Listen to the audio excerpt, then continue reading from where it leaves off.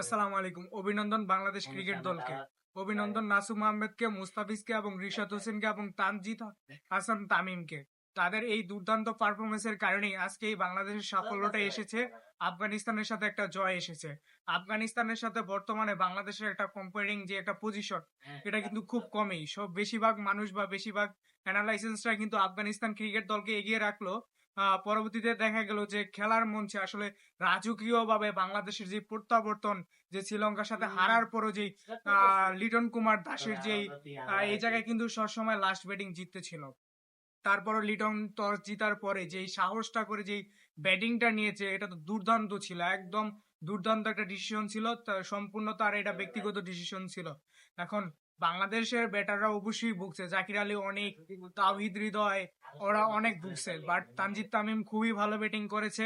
সে 52 run করেছে। তার 52 রানের উপর নির্ভর করেই বাংলাদেশ একটা টোটাল স্কোর 154 রান